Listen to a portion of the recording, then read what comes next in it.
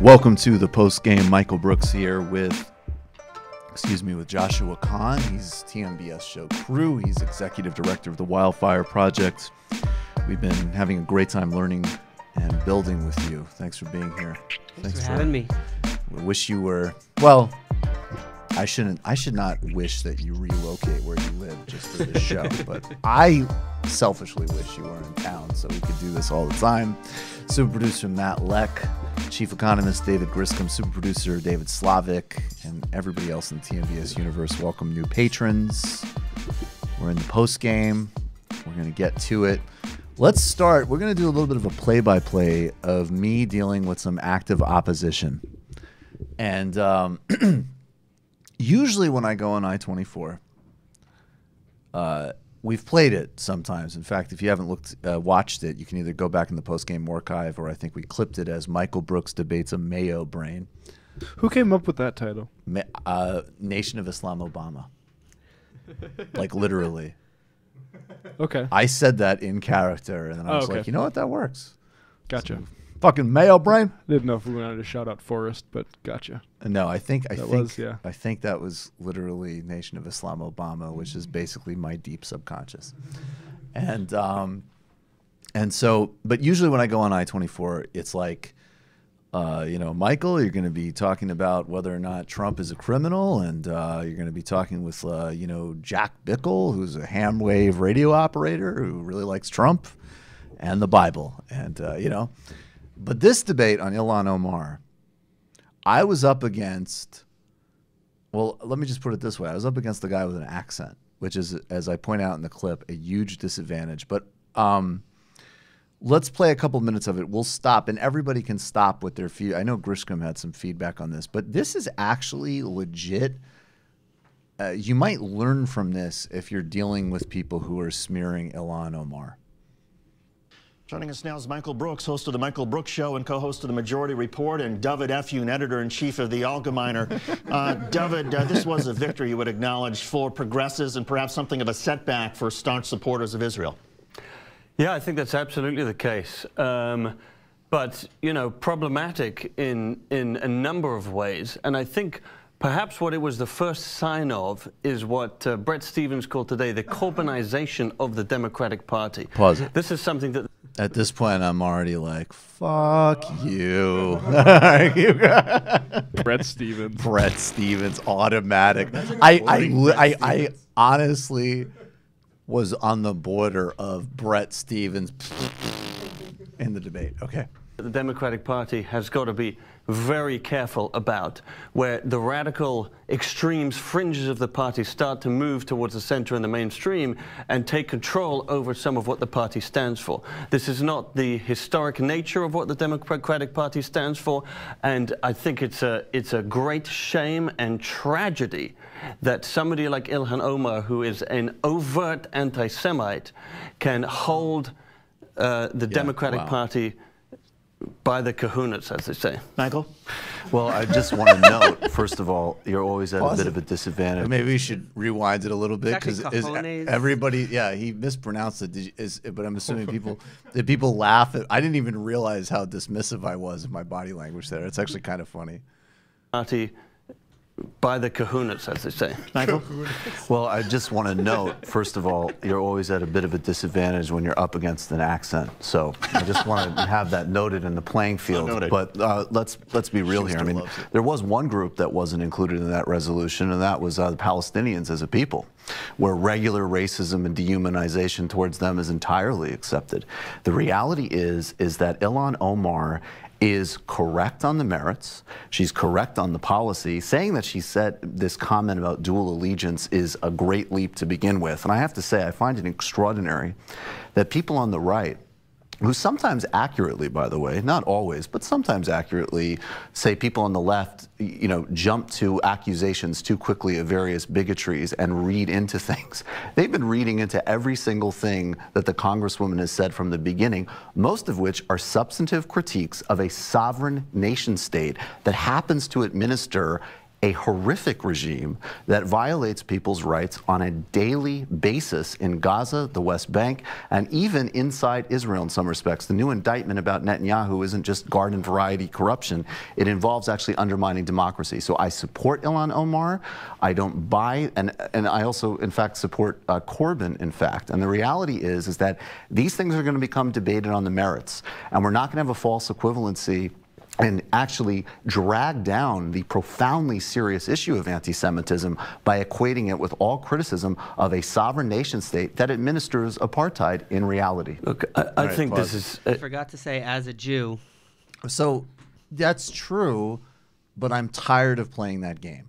Like, I'm kidding. No, I know you are, but I mean, like, I do have a critique of identity politics, frankly. And I do think that part of my real allergy does go back to conversations about Israel, where just identity and standpoint epistemology superseded everything else. And we can all walk and chew gum at the same time. If you're not indulging in anti-Semitism, and it's pretty obvious when people are, frankly, you should be able to have an opinion and a robust critique of Israel. And you know, this actually, and in my mind, it applies to plenty of other categories, right? Like, no one is going to say, like, oh, you're anti-Muslim if you can, you know, critique the record of Saudi Arabia or the Iranian government. It's ridiculous. Now, you can tell here, he's a little bit thrown because I think he's very much used to debating a kind of typical Democrat who would say, like, well, this is a complicated issue. And he's thrown, you know, and I joke about the accent, but there's a lot of like fake authority in that accent. And he speaks very confidently and he's super articulate. But watch how not necessarily calm he stays after I say all that. Almost, it's quite astounding to hear somebody sit here and speak like this. I mean, Speaking you know, well, a recent poll came out that only 24% of British people do not consider Corbyn to be an anti-Semite. Well, you guys have done an effective job, but let's focus on Omar. You've done a great job let's focus. smearing You know what? Corbyn. Let's You're not going to do this to Congresswoman Omar. Focus on her. Don't worry about it. Let's do that. Let me try to do that. Let's try to do this, and let me set this up. Let's focus on Omar. Because this is important. This is It really is important. And one of the issues, David, that she has argued is, and look, we can agree that maybe she was sloppy, maybe she got too close to an anti-Semitic trope, but as far as the actual policy is concerned, you mentioned a minute ago that the Democrats are engaged in something radical. Is it radical to criticize the Netanyahu government in Israel for the settlement policy in the West Bank? Let's be clear about something, okay? And this is what's incredibly disingenuous about what you've just heard here. That is absolutely not what she is being accused of by people on the right and by members of her own party, the leadership of her own party. She is somebody who has accused Israel of hypnotizing the world. That has was accused a 2012 supporters, tweet, which she has already backtracked Excuse on. me, I let you All right, speak. don't touch me. Let me finish, please. Sure. Excuse me. He was touching me a lot. She has accused supporters of the Jewish state of being motivated by money, and she has Every accused, lobby plays a role in politics. That's reality. The largest pro-Israel Jewish organization. Right, and that's a resolution condemning her for that. But again, to my question, is it radical to criticize the Netanyahu government for their settlement policy in the West Bank? That's not what this discussion is That's about. absolutely what this is discussion it radical? is about. It's not. This It's not discussion is radical. about the role but that of is lobbies. not what this discussion is about. That's not what discussion Ilhan is Omar's about being the accused power of That's lobbies. not what she's being This criticized discussion before. is about money and politics. This discussion is about foreign policy in the Middle East. Also, Ilhan Omar has been a robust critic of Saudi Arabia. She said people should boycott the Hajj because of Saudi Arabia's conduct. The reality is that the old stagnant frames of both the sort of Saudi and Israeli consensus is being undermined and disrupted and critiqued in a robust way, which is oriented on global human rights standards and not, in fact, ethnocentric identity politics, which is a problem wherever it manifests. And the smearing of her, the lies about her, the disgusting, grotesque display against her you just saw is only going to strengthen people's commitment. I didn't realize I did this, but it's visually kind of funny. Just go back just like a few seconds. Well, this is another thing too, is don't worry about looking polite. You know, I mean, I think you got to hold your tone and have a certain niceness about you, but like, look, he's saying bullshit. Interrupt. Ethnocentric identity politics, which is a problem Speaking wherever of it that, manifests. And the smearing of her, the lies about her, the disgusting, grotesque display against her you just saw is only going to strengthen people's commitment. But can you understand why a lot of people who support Israel, they may criticize the Netanyahu government, feel that Israel constantly gets singled out by people on the Democratic left in a way that is unfair compared to the rest of the world? So in terms of reality, let's break this down. Number one, there is... First of all, if Israel wants to be held to a higher standard than a place like Saudi Arabia, it's going to be held to a higher standard. When people say, well, why don't you complain about the Saudis? First of all, everybody does, and the Saudis at least don't have any pretensions that they're anything other than a brutal theocracy and monarchy. The Israelis have maintained a position of being the only democracy in the Middle East, while they have maintained an occupation of another group of people for over 40 years and regularly killed and bombed civilians. And the second standard is that, look, again, in terms of reality, Israel has not only serious and profound and systemic problems, which even poses a threat in some respects to our security, but like Egypt, we happen to fund them greatly.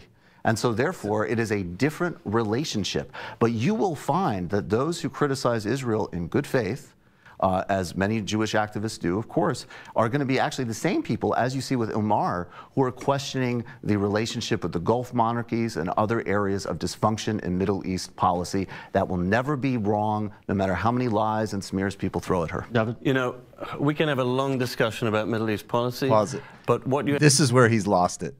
This is where he's lost it. And I'm not, and again, I'm really just like, I'll try to find one where I fucked up, because this isn't like, it's fun, whatever. But this is it. If you're in this engagement with somebody and somebody else is watching, the constant goalpost shifting, and he's still trying to use that tone of like, I've got this under control here, but he's done. How many lies and smears people throw at her. David? You know, we can have a long discussion about Middle East policy, but what you have seen tonight is disingenuity at the highest level. I agree. This is not what this discussion is about. This is not about being accused policy. of. Please don't interrupt. I let you speak. Policy. I let you speak. Please don't interrupt. And focus on policy. Please don't interrupt. Focus on this policy. is about a person who has come into the United States Congress and repeated, as a repeat offender, bigoted tropes against the Jewish community. She's been called out from it across the board, from within the Jewish community, from within her own party. And the concern is... The people who agree with you, and look, there are plenty of people who do agree with you and may say that, you know, what she did was unconscionable, but by playing it out the way it did, by hitting back so hard at Ilhan Omar, who doesn't seem like any sort of threat to Israel or people who support Israel, the Israeli right has essentially lifted her stature. She has more power now than she did a week ago. But also, let's be clear, most people about the don't Israeli agree right, with her. right? The criticism here is coming from across the political spectrum, and it's a very specific criticism. This is not criticism about discussion of Israel. It's criticism about repeating anti-Semitic tropes. And that's the charge of dual loyalty. That's the charge of being influenced by which we don't money, accept that premise. Right? And that's the charge of Israel hypnotizing the world. And every single These are the kind of tropes that you saw in Nazi propaganda. This was definitely rude, but I saw the 1-minute warning, and I never leave these things without getting the last word. Hypnotizing the world. And every single These are the kind of tropes that you saw in Nazi single propaganda. person is influenced by money from every single lobby. There's no magical exemption with AIPAC, and she's right. Michael Brooks and David Effian, good to have you both on. Terrific discussion. We appreciate it. Yes. That was pretty fun. That was like a buildup of years of arguments I've had over dinner tables about this. Finally getting personified in one. What is that? Is that you think it was Australian or South African? I don't know. It helped that Schuster was fair. Yeah, I was impressed. Yes. You did a good job keeping him focused, though. Like, particularly when you took almost the role of the moderator of going after him, being like, don't make this about Corbyn, stay on, Omar. Was suddenly you as a guest were helping the interviewer, moderator person keep it on focus, and he suddenly then reinforced your point a few times. Like, that is smart. Right. Well, because that's the play. They're gonna bring all this other bullshit in, and then, But even there, again, like the painful thing about cable TV is like obviously there's a much more interesting, broader conversation you have about Corbyn, but like the main takeaway in that is like, no, I'm not leaving my boy hanging. Yeah. So I've got to also say, while I'm not going to get distracted by that, I still back him. Well, it also makes him make a decision. Like, is he going to follow up on the Corbyn comment? Well, if you notice what he did is he said only 23% of Britons think he's not an anti-Semite, and I said, right, because you did a great job smearing him, and we're not going to allow that to happen again. And then, as Ben Burgess, who told me after he watched the debate, he said, a poll number is not an argument. Classical Burgess. Let's take a call. You're calling from a 407 area code. Who are you? Where are you calling from? Hi, this is Daniel in Harlem. How are you guys doing? Will you tell me your name one more time, please? Hi, can you hear me? Oh, yeah, now I can hear you. What's your name again, please? Okay, great. This is Daniel in Harlem. Hey, what's on your mind? I just wanted to say I really enjoyed you guys. That last half of the show was so wonderful. Like hearing you, Michael, name-dropping liberation theology and Joshua mentioning right relation, like it literally brought me back to being at Union Seminary, listening to James Coe and talking about all this stuff. That's awesome. But it really brought to mind, though, like there are so many times where I think in the show in general, you start to get into this kind of material, like you'll hint at the importance, for example, of emotional intelligence when we're doing movement work and engaging with one another. And I guess it's both a comment and a question. Like, I would love for there to be more segments like this where, aside from discussing important policy and the history of different issues and ideology, where we could just slow down and talk about some of these issues and what kind of mindfulness and skillfulness is required to be in right relation with each other and not just blast each other on social media. I guess the question that I have related to that is, are there any references or resources that you would recommend in terms of not just doing strategy and movement work, but how to engage in dialogue with each other, how to be, again, emotionally intelligent, and how we relate both on social media and face-to-face? Almost like the kind of lifestyle stuff that you see folks in the dark web just talking about a really horrible way. Right. But from a left perspective, I don't want them to own and in a that way space. that's I don't want them to own the space of meaning and relating.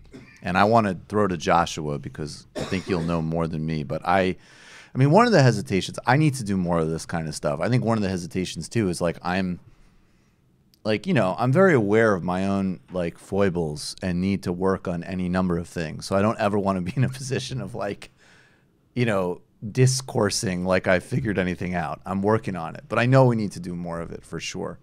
But do you have any ideas in response to that question? Resources, ideas? Yeah, I have a few. And thanks for this question. I have two book recommendations, and if it's not a podcast recommendation, get the fuck out. The book recommendations are there's a book called How We Win by George Lakey that it might come out like next week. But George Lakey is a long-term elder. He's in his 80s. He's on the board of our organization Wildfire and has taught us so much about emotional intelligence and social movements and how to facilitate groups. And he tells stories from the last 70 years of campaigning about this. The other one is Adrienne Marie Brown wrote a book called Emergent Strategy, which is such a beautiful primer on new ways of thinking about strategy. And the podcast recommendation is our staff on the Wildfire Project last week was on an episode of a podcast called For the Wild. And the episode is called Transforming Toxic Movement Culture. And we talked specifically about this for an hour and a half. Yeah. Awesome. And yeah, I have a really good friend called Jesse Vega Frey, who is his rise was in movement activism, particularly in issues like he has a Puerto Rican background, so issues like Vieques. And for the past several years, I mean, he's a full-time Buddhist mindfulness meditation teacher, and he wrote a piece called Against Genetically Modified Dharma, which is like all about corporate mindfulness.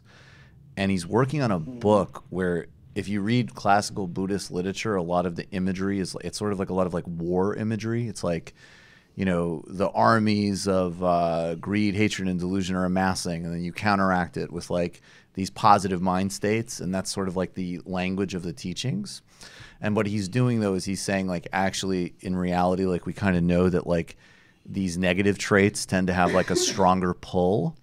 So he's reworking the language. So he's basically reading, like, Mao and Ho Chi Minh and using, like, guerrilla warfare technology to rework the language of these teachings. Like, the idea is, like, these different traits are like an insurgency.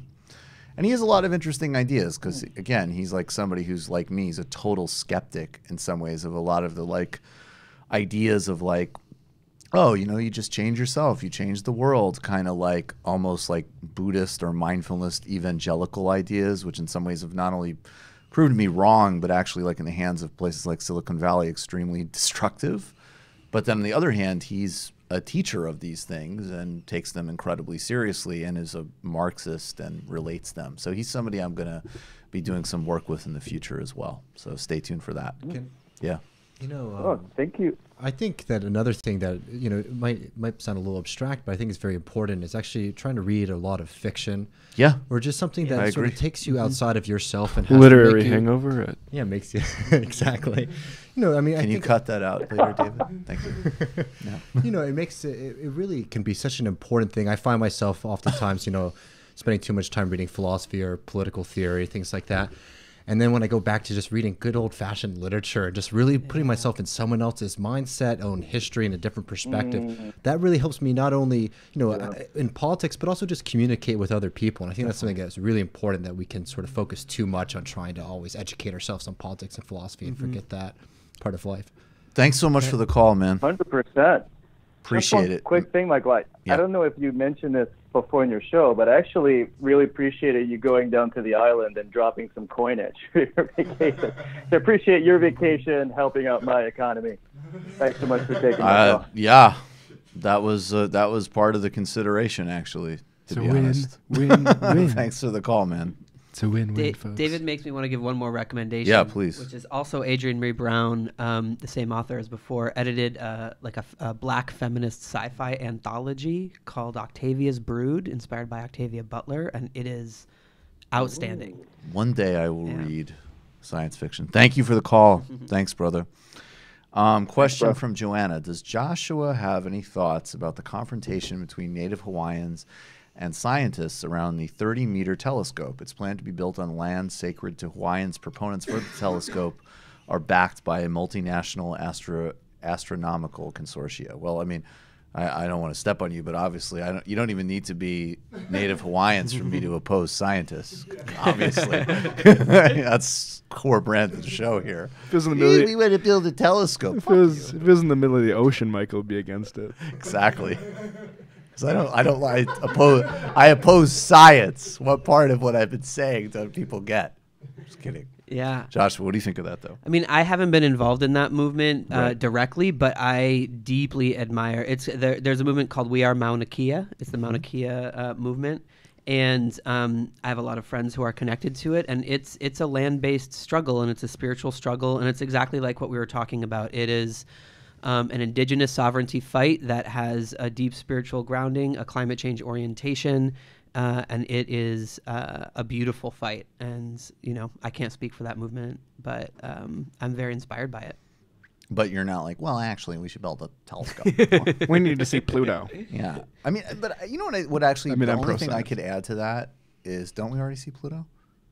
You need to see it better. Okay, fucking A. Yeah, there you go. But there's a movement elder named Pua Case, and if you Google her name, you can find out just a lot about the movement.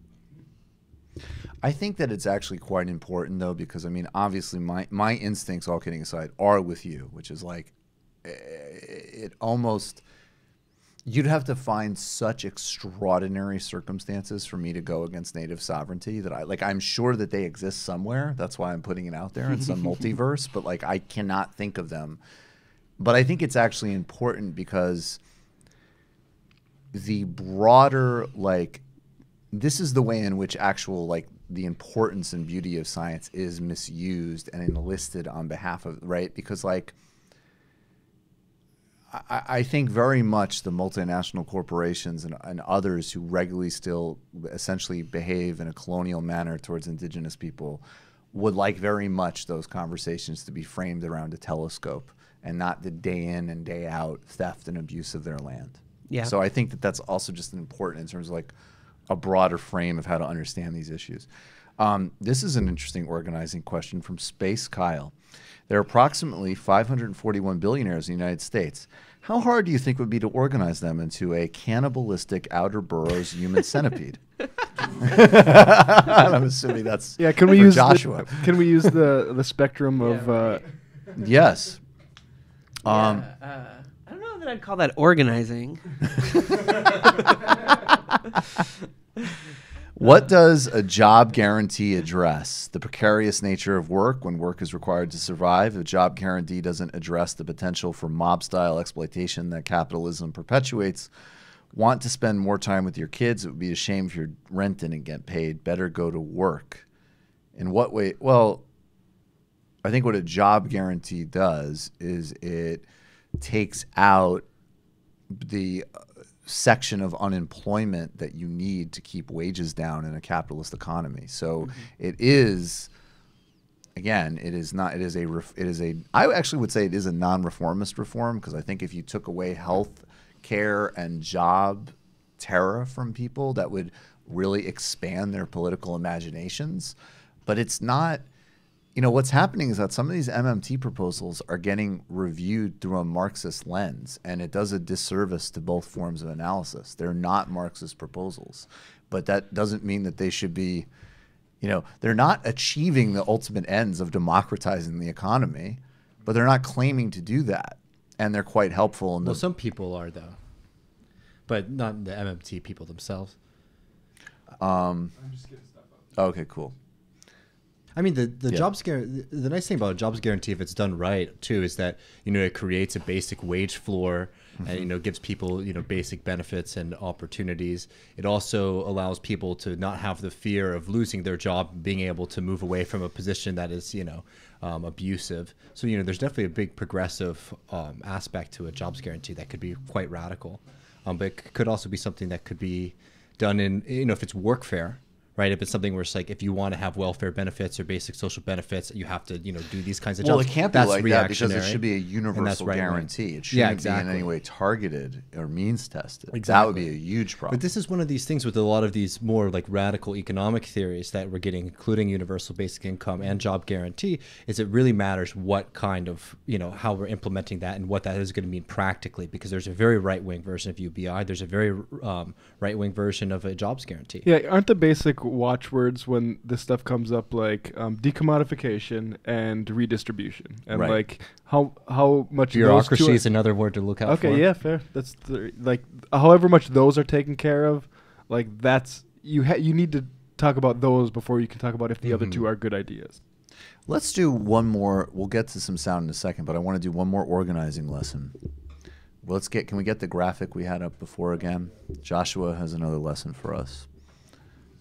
And this is, we're going to place, this is using The Simpsons to solidify this lesson. So want to start setting it up for us while Matt gets the graphic? Sure. Or here it is. Go for it. Cool. So if you're just tuning into the post game and didn't hear it before, what we have in front of us is it's like half a pizza pie where there are 5 slices.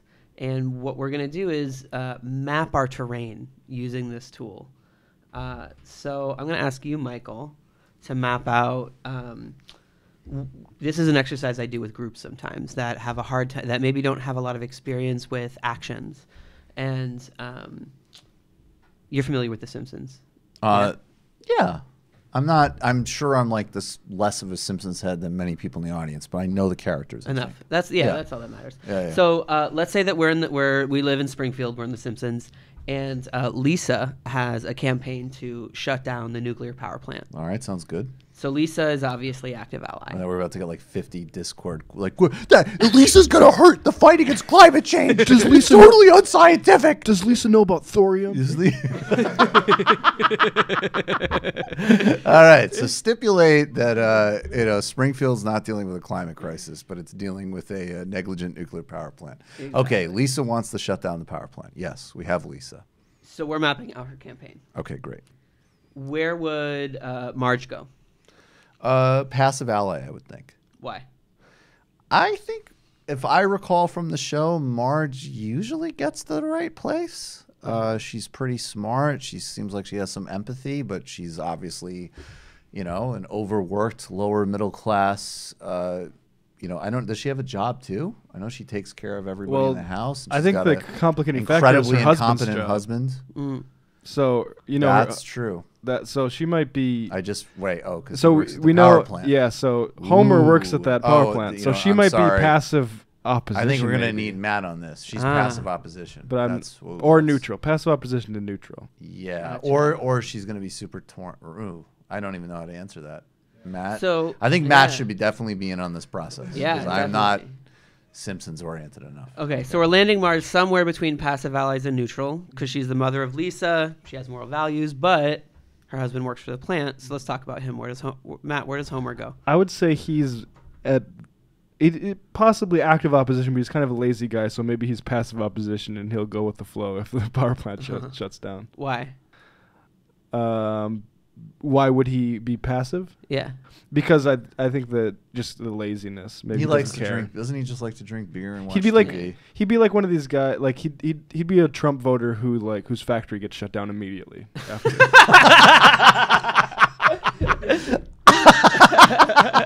Okay. So there's some debate about Homer. Yeah, he could be. He could also be neutral, right? Because so he has a material self-interest, right? He works for the power plant, and if it gets shut down, he's out of a job. He's also the father of Lisa. He also doesn't like his job. Yeah, he hates his job. He hates it. He right? hates his job, and he does love and respect his daughter. Isn't Yeah. that one of the things of the show that he kind of gets, that even though she's like 8, she's much more intelligent than he is? Yeah. So Right. so what we notice Yes. from using this tool is that Homer has conflicting self-interest, right? As most people do. Well, as does Marge, of course. As does Marge. Right. Homer's are a little more material because it's his job, but Yes. it's basically the same for her, right? Right. And so if you're organizing, And I don't you're know, like, does she have her own job, or is that I the think sole source she's- of income? I don't think so. I think he's the sole source of Oh, income. okay, Right? that's So- heavy. That's a lot. So if we were mapping this campaign out and wanted to organize Homer, what we would notice is he's got forces pulling him in one direction and the other direction, right? And so what we would want to do is enhance the things that pull him to the left, and then figure out what does he need to neutralize the things that are pulling him to the right, which is a different job, right? Right. And so immediately we would know, okay, we need like a green jobs campaign, right? And we Right. need to organize with the workers of this power plant. If we just shut it down and let workers high and dry, where not only is that not part of our theoretical politics, but it also, you can't win the campaign, right? And so, but maybe actually Homer's like an idiot and like a doofus, and we don't care about him in particular, but we do care about the other workers. So Matt, where are Lenny and Carl at?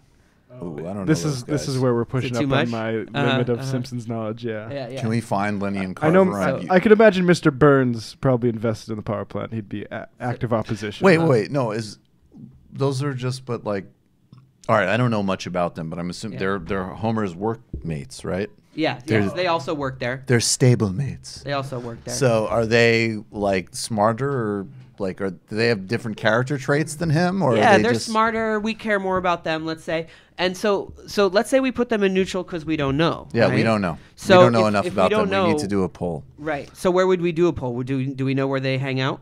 They hang out at the bar, right? Yeah, at Moe's, right? All right. We got to send David Grisham to Moe's. So That's the only thing I know. so we don't know where Moe's at either. But what this tool helps us do is realize, okay, there's a social institution. Well, Moe's going to be worried because if all these guys lose their job, he'll have a job concern too. That's if they right. will lose their Yeah, job, yeah, they're yeah. not going to go buy beer to drink their misery away. Exactly. Yes. So we're worried about getting Moe's approval, right? We don't know Right. where he would land on here necessarily. We know that there might be a fear, but we do know that the only institution that they're connected to outside of the power plant is that bar. And so if we want to be able to organize with workers, we need to actually be able to have access to that space. So it doesn't matter where they're at yet, but it does matter where Mo is. And so what this chart would help us do in the campaign is identify, okay, Mo's a key person to connect with, because that institution is necessary to build a base with the workers of this power plant so that we can enlist them in the campaign, right? And so we don't know where he might land, but so one of the uses of this tool is to discern, right, which audiences, which groups, which social blocks are important priorities for our campaign because a campaign is a timeline, right? And so the bar comes first, right? So you mentioned Burns. So Burns is obviously active opposition, right? So it's obvious that we're not going to win the campaign by like changing Mr. Burns's heart. Although if you talk to, and this is I shouldn't name it, but if you talk to some pundits who are maybe less politically sophisticated, they will tell you that the campaign starts with Lisa going to Mr. Burns and persuading him to do the right thing. So that's actually still a belief that's out there. Yeah. Well, what's interesting about that belief is I actually think that that's a necessary step in a campaign. Okay. Because you actually have to go to the power holder, try to persuade them, have them say no, and then you have a basis to organize people, right? Because then you're like, they won't respond. If you don't do that, people are like, why are you like getting all upset? Why don't you just ask? Oh, that's fascinating. So you don't go because you think they're going to say yes. You go because you build a tool that you can use to educate your base, to build your muscle, to leverage your pressure. Got it. Yeah. Okay. Yeah. All right. So he's active opposition. Mo's is the key place we need to figure out where Mo's at. And that's where we're going to get our raw political intelligence. Who else might be active opposition? Burns's assistant guy who's in love with him. Smithers. Yes. Yeah. Why? Well, he's quite emotional. Actually, like all kidding aside, if I recall correctly, he's quite emotionally attached to Mr. Burns. So it's not only a job thing for him, because if it was a job thing, maybe he could be, particularly him, because presumably he might have more job prospects as a more like, educated, credentialed kind of person. But he actually seems to have a real emotional connection with Mr. Burns. Yeah, so that might supersede everything. Yeah. Yeah. Although. But Mr. Burns doesn't treat him well. No. And he's been, this is like maybe Simpsons trivia that's a little in the weeds, but he's disagreed with Burns privately before, right? And so he's not always down. And even if the plant's shut down, Burns is rich. He's still going to need an assistant. He's not out of a job. True. So Smithers, we don't know, but there's a chance that Smithers might be actually sympathetic, but would never do it publicly. I've been on real campaigns before, and I could like give an example if you want. Please. Where we have had an inside person in the company who has to have public allegiances to the company that we're campaigning against, but will feed us inside information. And that identifying those people is key. And so if we were mapping this out, we could identify Smithers as potentially that person. And maybe he won't go for it, but it's worth a shot. Definitely. And that also goes back to what we were saying before of like, it's about finding the strategic roles for these folks based on their relationship to power. Like, we don't need Smithers to go out and like declare that he's against the power plant, right? What we actually need is him to stay close to Burns and to give us the information we need. That's the key role he can play, right? And so when we use this kind of tool, we can get actually really specific and targeted with the kind of work we're doing, which is what we did with, it'd be kind of a larger story, that if you want me to tell, I can tell after this, but we went after the Royal Bank of Canada for their funding of the tar sands, which is like the largest oil reserve on the planet. Right. And they're sort of steamrolling indigenous communities. And having an inside person was key to us getting the information we needed to have a smart strategy. Yeah. Maybe we're kind of running this out. All right, we could play this for a little. I got one more. character? Krusty goes to Moe's. Krusty probably. What about Bart? Yeah, what about Bart? I was going to say that's really hard because he's either active opposition because he's, just wants to beef with his sister. But on the other hand, I feel like Bart has great anti-establishment instincts. Yeah. and at the end of the day loves his sister. I mean, he and with skateboards through the and he skateboards through the power plant. so he's doesn't he? cool. Yeah. So basically, I actually think he is a very I'm going to go with actually at the end of the day active ally who could be enlisted. Or at least passive initially, yeah. Well, passive initially, but I'm thinking like if you went to him with the right like this is a way to like skateboard through the power plant. Do a kickflip in the reactor. Yeah. He's going to be He's good with the slingshot. Yup. He's good with the spray paint can. Yup. Right. He's a culture jammer. He's a culture jammer. And so this is a lot of activist groups are like, oh, we don't want to do this tactic because it'll alienate people. That is like a non-comment. like any tactic you do will attract some people and repel others. Right. And so if we're running a direct action campaign specifically against the power plant, we might want the Barts on our side. And so we might want to do confrontational direct action because he actually has skills that we can use, even though because he might not actually like follow the group. He might not stay in discipline. There's a cost potentially to it, but it might be worth it.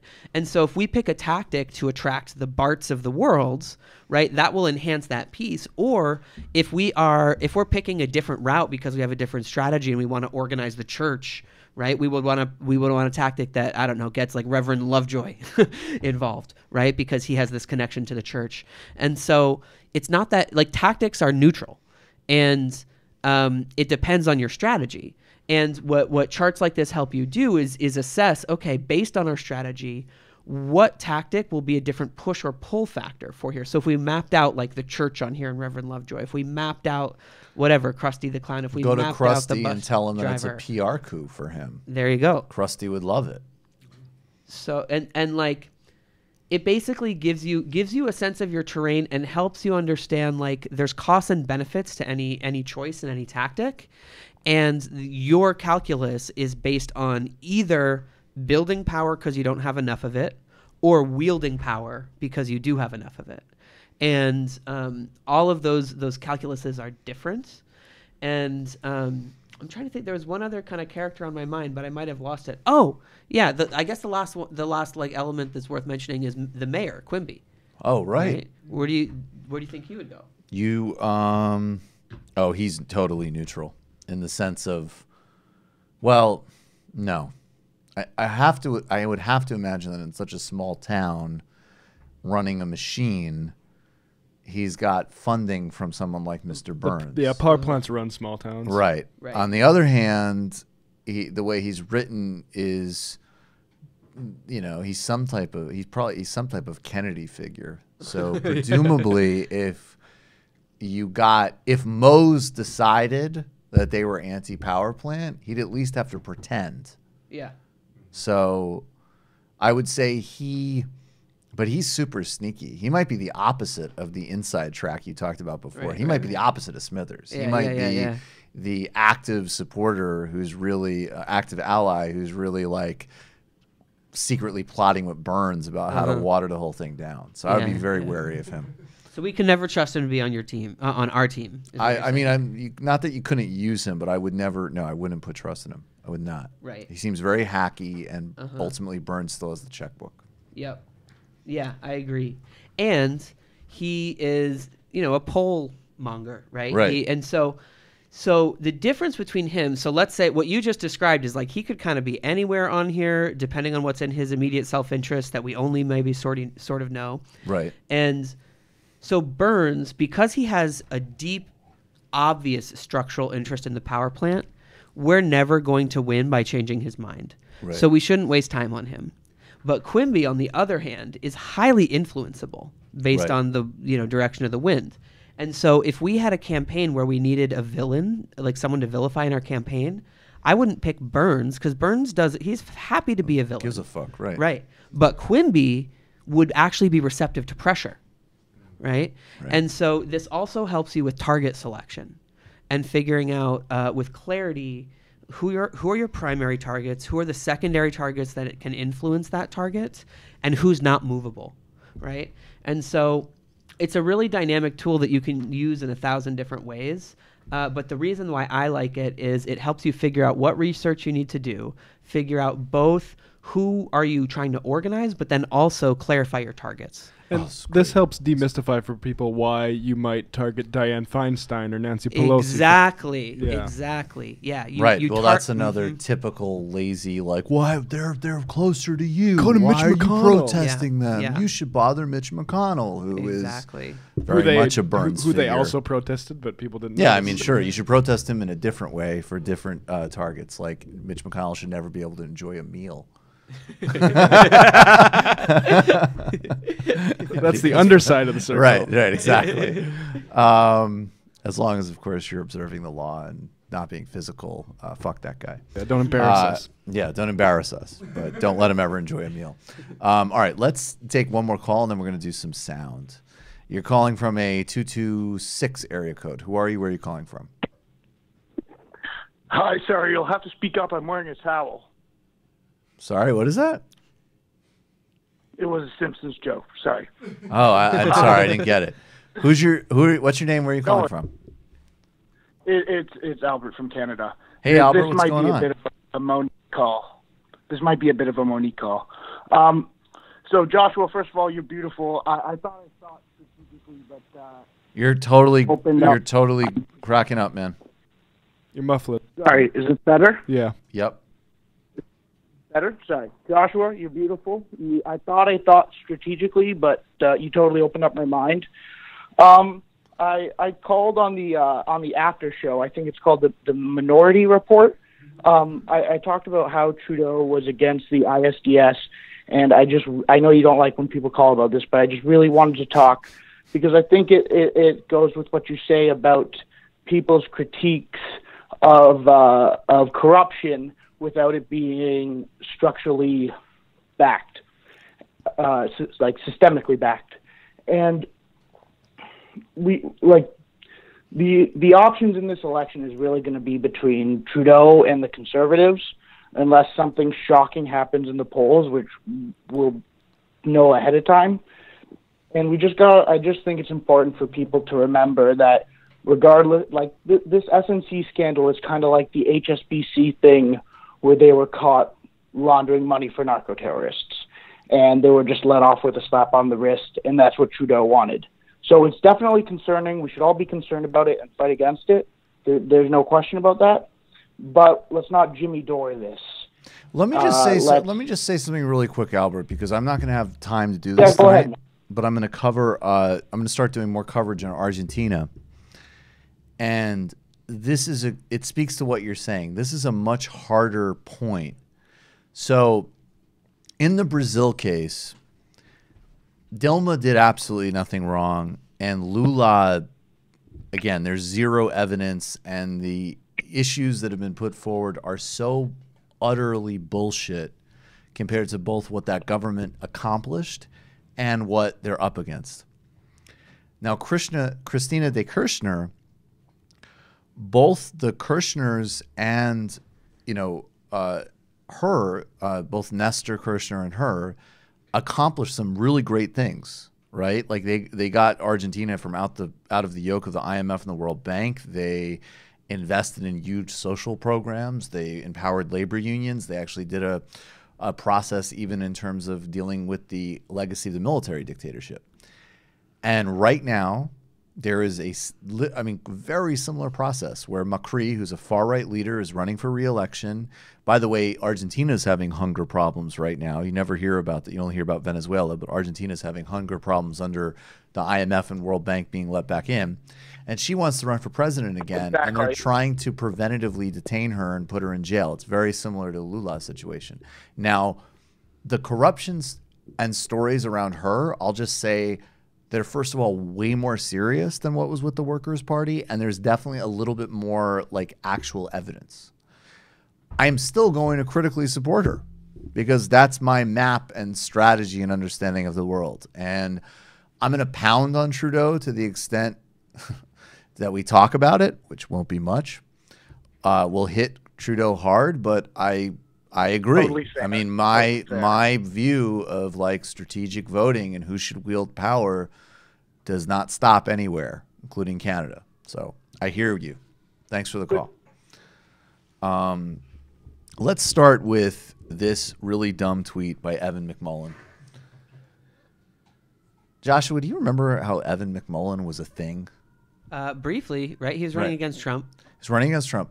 Do you notice how there is a group of people? I think this is the biggest pathology of the quote unquote resistance, right? So I actually find like good, like great earnest people who like signed up for Indivisible because like they want to protect healthcare or Trump is an obscene misogynist. Like I actually think that's a pool of people that is like super, like a great candidate for that arc that you explained. Like I think their politics could turn great. But then there's a media class and a political class whose whole critique of Trump is predicated on having no systems understanding of the United States or of capitalism or of anything. It's all, and that's why, even regardless of anything else about Russia, the role that the Russia story serves in their rhetoric as an umbrella is like, oh no, of course it's not about factories, it's not about races. Russia, right? They empowered this guy. This was somebody that was been on Pod Save America. I mean, just to pick an example. And this is a tweet he put out today. This is an actual line from the Democratic Socialists of America website. In the short term, we can't eliminate private corporations, but we can bring them under greater democratic control. They call themselves socialists because they are socialists. And let me just say, the CIA is not sending their best. But honestly, it's great for him to tweet this out. I mean, this is good PR for us. This is a good line on the DSA I love website. it. It's like he picked like the Richard Wolff module. I'm sitting there as like a PR guy. I'm like, where's Venezuela? Where's Stalin? Right. You just said that the most pernicious forces in our society should be under greater democratic control. Yeah, nothing about dictatorship of the proletariat. No, but I mean, sounds good, Evan. I mean, we had all this, coverage on CNN and MSNBC after AOC won, and talking about democratic socialism. They didn't even get anywhere close to talking about what we really wanted to. And McMullen just sent it out to all these resistance people. It's great, like he's like breaking through the barrier that's put up by the mainstream media. For us. Plus, I think he's got a healthy amount of irony follows too. I mean, I follow him for that reason. Well, I'm technically blocked by him. I had to go to a different account to screenshot this. Well, thank you, Evan. I was going to turn that into a gulag segment, but I guess we're giving him thanks. Keep digging, man. Yeah, keep It going. also fundamentally positions socialism as about democratic control. Yeah, I know. Like next week, he's going to tweet about Mondragon. He's going to be like, "There's this democratic cooperative in Spain that performed better than the national economy, and the workers have way more power. They are socialists." I mean, this might be really scary to like the people in like Alexandria, Virginia, where he lives, right? Who all own private corporations, but for the vast majority of Americans, it's like, what the hell are you talking about? I mean, I can have a part of this. That sounds great. That sounds awesome. Speaking of awesome, let's play this clip of Ilhan Omar. She's the best. The best. I love Just the best. I cannot have enough admiration for Ilhan Omar. Ilhan Bros. She gave an interview where she said, Ilhan Bromars. What did you say? Ilhan Bromars? Ilhan Bromos, definitely. She gave an interview where she rightly said that President Obama also engaged in atrocious policies in terms of drones in the border. Fox News thought they could make some hay of it, and by the way, what's amazing to me about this clip is that I've basically said the same thing. When people have tried to corner me, when I've done like the broader critique that includes Obama, and people are like, oh, so he's like Trump, I've essentially said what she says in this clip. Think that President Obama is the same as President Absolutely Trump? Not. That is silly to even think and equate the two. One is human, the other is. Is it true that?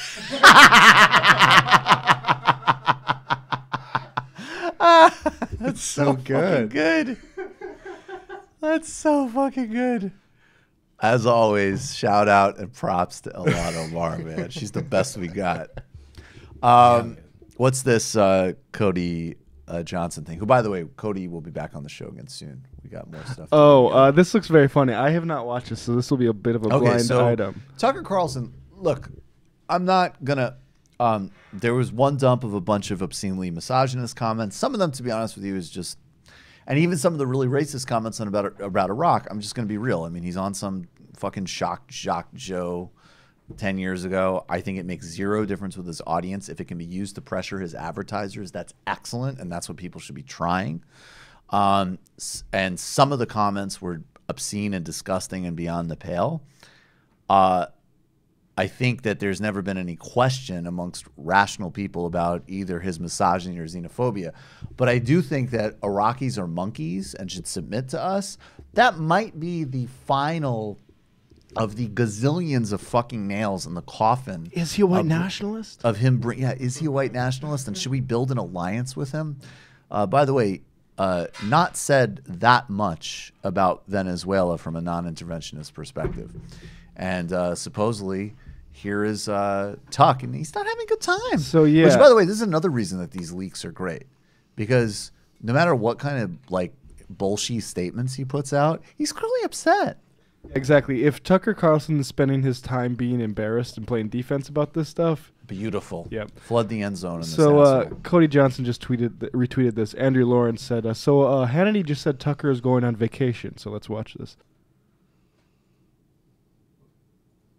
Live tonight in the 9 p.m. hour, Sean Hannity. All right, I got to give you a compliment. So Tucker was going to be off this week. No, Tucker, he was going to be off this week. Becomes a busy news week, and he's not going to take the mob's crap. And he came into work, to stand up to this, and I want the great viewers of this channel to know that. Well, I thank you, Sean, and you've helped me every bit of the way, I have to say. We've been talking every day. Yeah, I'm an expert at this. They've been trying to kill me for 23 years. I kind of get it. True. I'm like trying to help. I'm like, you, Laura, you, me, Laura, you. It's like never stops. But they're all fascists. Anyway, always great to see you, and have a great rest of vacation that you were supposed to have. All right, welcome to. And that was a great. That's a success. Their whole throw was dominated by this asshole's disgusting comments. Beautiful. I wonder if that vacation was planned. We know Meghan McCain had a unplanned sick day. I was supposed to have a sick day. My father's John McCain. Jordan V. Not a question, but a shout out to quote unquote. Terrible Ted Lindsay. National Hockey League Players Labor Organizer died a week ago. He's a main figure in organizing the Players Association in the NHL and filed an antitrust lawsuit against the league. He was a total badass on and off the ice and is being honored throughout the whole league this week. That's awesome. Do you want to watch a clip of Mitt Romney blowing out birthday candles? Matt, I believe you have a defense of this. Well, there's some scandal about this, so I don't want to say I'm defending it yet. Let's watch the raw clip and we can judge for ourselves. Yeah, we get deep into this intel here. Happy birthday to you. Happy birthday, dear Senator. The anticipation is so much. Who let the dogs out? Who? What I've always wanted. Look at that. Mitt Romney really has the affect of like a suburban dad in a movie who goes on who beats somebody. What are you guys gonna have? Golf snaps at the end of the movie. From all He this really life of talks. repression. He talks like an impression of him. Whoa. He does talk like. So he's blowing the so candles precious. out one by one. What a maniac. Wow, that's a maniac. so careful. He doesn't want to get the wax on the cake. Well, I had a defense of this. All right, what's your defense, Matt? Which is that, like, when people blow on candles, they often just spit all over the cake. No, that's disgusting. That's true. Yeah, so I thought maybe Mitt Romney has like a more advanced, strategy for doing this. But thank you, Matt. I spoke too soon because Vic Berger has been on the case. So I said Mitt's way of blowing candles is good unless you like the birthday celebrant to spit on the cake. Got some decent engagement, but it was fairly controversial. And then it looks like Vic Berger has isolated that he does still spit all over. A lot of say really significant spray line. He spits all over the cake. Yeah, it's not about hygiene. No. Here's my new theory: is that he doesn't want to be seen trying to blow out the candles and not getting them all. Because it would undermine his image of vigor. Yeah, exactly. You can't be an alpha male and miss some of the fire. They take that seriously in Utah. That's right. That's right. Let's All right, one other thing I want to do. I do want to do this Venezuela thing, and then we'll do the gulag. Do we have that? Oh, which one is that? The New York Times on the. You might have already seen this, but basically the bottom line is that the administration put out and was pumped by the Coup Caucus and the Democratic Party and Marco Rubio and everybody trying to instigate a coup or even, God forbid, an invasion in Venezuela, that this convoy was set on fire by Maduro's troops. And, while I am totally opposed to any coup or invasion, and while I am someone who recognizes the cynicism of this aid convoy, I'm also someone who has never had any trouble admitting that, of course, Maduro's forces have committed abuses and violations. There's no doubt about that. It's not debatable. But this story always struck me as bullshit because this is not a stupid government. They're fighting for their political life. And absolutely that involves repression, but it also involves dealing with at least in the Guaido case, a violent U.S.-backed opposition. They are holding the line on this aid convoy and attempting to win a PR war with the United States and Colombia. What profit would it give them to set this convoy on fire? And again, I say that from a purely they're doing other dirt. They're doing some really bad shit. But this is how dumb these narratives become because it requires just looking at them in a Machiavellian sense. I mean, this is one of the reasons no one can ever talk sensibly about Iran. Why would they do that? I could certainly tell you why the United States would lie about it. And that's why I never bought this story.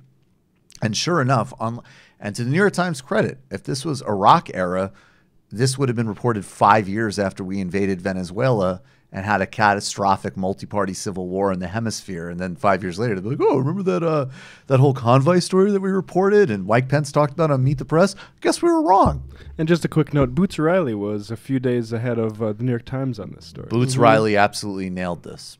So let's just play a clip we won't play all of it, but this is really important and it should be shared widely of basically a protester is throwing a Molotov cocktail, and that is clearly from this footage what set that truck on fire. Behind the third truck, he launches one Molotov, but the second one separates, and the burning rag veers off toward the trucks, not the police. Let's fast forward a little, and we'll synchronize the security footage. We can see that a fire has taken hold on one of the trucks.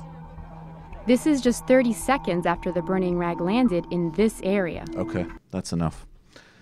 That needs to be pushed. That's incredibly important. All right, we're going to take a final call tonight and then do the gulag. Can I say a thing about this? Of course. Yeah. It's actually about the aid convoy in general, other than the lesson that Molotovs can be messy. Just that the aid convoy in general, the U.S. aid convoy, is really smart on the part of the U.S. government. Yes. It does a thing that we try to do on the left often, that I try to do in my campaigns, which is we call it a decision dilemma, where you put your opponent in a bind where they have no good options. So what they've done with Maduro is that either he accepts the aid, which is a Trojan horse to foreign intervention, right, or he looks terrible that he's denying aid to the humanitarian aid. Right. It puts him in a terrible no-win situation. Right. And that, to me, is that's the Goldilocks zone of campaigning. If you can put your opponent in that kind of position. Can I share a quick example? Yeah, please. Yeah. So this was in 2007. We were campaigning against Ford Motors around their cafe standards of their fuel economy, and the LA Auto Show is this annual kind of orgy of auto enthusiasts. Thousands of people go, and the CEO of Ford Motors was speaking there. And it was a room full of 500 reporters, 500 only reporters allowed. So we made fake press passes and pretended we were reporters and snuck in. And basically pretended that we were the MCs that were there to unintroduce the CEO. And we went up and said, basically we knew in advance that what he was going to do is make this speech about how green and environmentally friendly Ford Motors is, and that we knew it was all going to be bullshit. Right. And so we went up and said, it's so great that, I can't remember his name now, that the CEO is showing a commitment to clean energy and the environment. And we actually have a pledge for Rick to sign here, committing Ford Motors to all the commitments that he just made in this speech to all of you right now. Will you do us the honors? And like gave him the pen. And it put him in a decision dilemma where either he can sign the pledge to save face, and then we have actually something to hold him accountable to in our campaign, or he can kick us off stage and everyone in the audience, who are all reporters, know that everything they just heard was bullshit. Right. He chose to kick us off the stage, and in doing so, all those reporters mobbed us. We got 500 media stories from that, and all of the media about it was how Ford Motors was not living up to their commitments that they made. And so what we did was put him in that decision dilemma where he had no good options. We positioned ourselves. We could have gone with protest signs, and we could have said, like Ford Motors is bad for blah, blah, blah.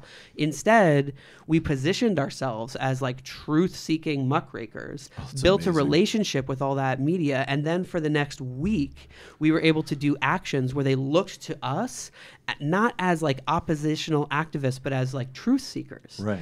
And that to me is like, if you can find a place with your target where they have no good options, like our opposition's really good at that. And the aid convoy is a really great example of the U.S. government being really smart and strategic about that. And we need to learn from that. I agree with you completely. And it's been something that, of course, has needed to be debunked because, as you say, it's a Trojan horse and it's a propaganda vehicle. But there have definitely been some people, the linear response to like, oh, it's just a scam.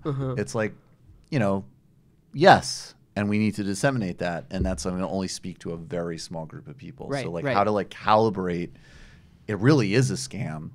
One of the things I'll just say quickly I've tried to do is actually go on offense and be like, using the Pakistan vaccine example, when the CIA set up a fake vaccine program to help get bin Laden, that ended up in doctors getting murdered. Yeah. So my point has been like, aid convoys and aid work is some of the most noble work in the world, and it needs to happen everywhere, including in Venezuela. And by doing this cynical ploy, they're undermining these vital efforts. And of course, also if you oppose Maduro, you're giving him a talking point because he knows what it is, and and so on. That's what I've tried to do. But I agree with you. I mean, it would be naive to think that it isn't a very effective play. Yeah. And a hugely cynical one. All right, final call of the night. You're calling from a 508 area code. Who are you? Where are you calling from? Hey, this is Sean from Albany. Hey, Sean, what's going on? Hey, so this tonight's been really informative and educational about activism and action and all that stuff. Just got a few questions for Joshua. Yep. So first off, that move you just described with the Ford Motors guy, Ford Motors, was it? Mm-hmm. Yeah, that was just pure big dick energy in action right there. Really cool. Yes, exactly. Yeah. And I'm interested in this because, like, I'm a bit of an activist myself. Shout out Capital District DSA. And this is something I've been thinking about in things that we might be doing in the future. I want to talk to you about making enemies, using your Simpson example.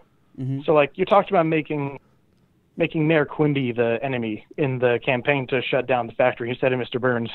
But I was thinking, like, what about, like, in the future, Lisa tries to get some other action completed? Like, I don't know enough about Simpsons to come up with an example, like some sort of, Simpsons. Give me an example. I'm not sure I understand where you're going. Like, what else could happen in Springfield? Like a future campaign that Lisa might organize. That's different than the nuclear power plant. Yeah, that's different. Yeah, like a follow-up campaign, not something else. Yeah, I mean, a follow-up campaign could be around supporting all of the people. Like, there's an indigenous community nearby where the uranium was mined. Right? Okay, yeah. And reparations for the indigenous community. Yeah, and I'm thinking that if she tries to get the indigenous people of Springfield campaign going, then she's going to have to talk to Mayor Quimby again. I'm thinking that maybe Now, I'm not trying to come off as like a centrist, like there are no real enemies, we're all on the same sides kind of guy. But I'm thinking that if you villainize somebody in your earlier efforts, it might cause bad blood between you in your future actions when you need to work with them or collaborate with them. Yeah. In the future. You know what I'm trying to say? Yeah, absolutely. It's a great question. And that's why it's important to distinguish between your opposition, like your target, and your enemy. Because your target is someone who you're trying to move and get something from. And so it's just like any kind of like you need a carrot and a stick. Right. And you do when we were campaigning against the banks, when we were campaigning against Chase Bank to pull their funding from mountaintop removal coal mining, they were our target. And we were going to shame them when they weren't doing the right thing. And when they made a good move, we were going to applaud them, right? And that in this kind of fictional scenario, I wasn't advocating making Mayor Quimby the enemy, where you think that he's evil and like can never be redeemed, but that you pressure him. And there is a role, like people think in stories, and stories need a villain, and you can create a villain, and then people love a redemption story, right? Yeah. And so I am not saying that activists should do the thing where we pick an enemy and they're evil forever. I think all of these people can be moved, and that we need to think strategically about who our target is and see our target as constantly in motion, right? And that you can both, on one hand, applaud good steps and then decry bad steps, and you can have a complexity to it. And I think people can, your audience, right, whoever that is, which in this case would be like the members of the campaign or the voters of Springfield, let's say, they can tolerate a lot of complexity. They can tolerate someone being a villain figure in 1 minute and then moving into making the right decision and being supported. And so I think that's the key distinction of, like, it's not about someone being evil or the enemy. I actually don't use enemy language, not for some hippy-dippy reason, but just because it's imprecise. And that naming someone as a target and your opposition is more specific language that you can use that creates room for shift. Yeah, that makes a lot of sense. So just do some degree of like shame and targeting, but use some degree of like praise and public acceptance when they do things right. Mm-hmm. Absolutely.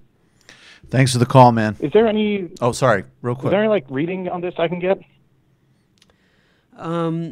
There's some books that I recommended earlier. I do think How We Win by George Lakey is really good on this. Okay. Thanks, man. Appreciate it. All right, folks. We're done with Discord questions and calls, so we're going to quickly do the gulag. And I'm not sure if this should be a gulag, because maybe the parents that have been involved in this college admissions scandal should be publicly praised for revealing how our country really works. But if I could have the music, Matt. So federal prosecutors, I'm reading now from the New York Times. Federal prosecutors charged dozens of people on Thursday in a major college admissions scandal that involved wealthy parents, including Hollywood celebrities and prominent business leaders, paying bribes to get their children into elite American universities. 33 parents were charged in the case, and prosecutors said there could be additional indictments to come. Also implicated were top college coaches who were accused of accepting millions of dollars to admit students to Wake Forest? What? Because I'm smart. I'm trying to be a snob for a second. Wake Forest is worth billions of dollars. I mean, look. I guess I am a Massachusetts boy, but I mean, for God's sake, millions of dollars. You're not going to Harvard or Yale? Get the fuck out of here. Okay, Wake Forest, Yale, Stanford, and the University of Southern California. Isn't USC the main one? What these kids do? It's a good school, but I mean, I don't know if it's a millions of dollars of bribe school. I'm drawing all of the wrong lessons from this piece. Let me try to be serious. Wake Forest, Yale, Stanford, and the University of Southern California, and other top schools, regardless of their academic or sports ability. The parents included television star Laura Loughlin and her husband, the fashion designer Massimo Giuliani, the actress Felicity Huffman, and William E. McGlashman Jr., partner at the private equity firm TPG. Now, does this also include William H. Macy? Yes. Ah, geez. So, Hell yeah. Oh, dude. Wait, Yeah, go I ahead. got some good stuff about Lori Loughlin. Yeah, talk about it. And USC. If you check your email, you can check this out too, Matt. I sent it to you. Okay. But the daughter, so they paid $500,000 in bribes to go to the University to get their of kids Southern into California. University of Southern California. Yeah, University of Southern California is a good school. Yeah, yeah. But it's absolutely a school that, just being blunt, if your family's loaded and you're paying full tuition, it shouldn't be that hard. And while at the University of Southern California, if you go down all the way, there's the actual post. She did art. But she became an partnered Instagram with model. Amazon to do influencer content for Amazon Prime Student, which is just so good. So she bribed her way into the school and then was selling a lifestyle while she was doing it. I don't know. I don't know whether this is a gulag or she should get an award, because it sounds It's a to me good like hustle. She's doing absolutely everything right according to the logic of our society. So I'm going to say props to her. But look, so of course there's a great GIF going around of Ray Liotta and his like manic laugh in Goodfellas, and it's old money laughing at new money, because it's like, of course, there's like generations of people. It's just like, what's all this bullshit? You just buy a fucking building. I mean, if you read, there's a great book about Ivy League admittance, and there's literally a case study of Jared Kushner.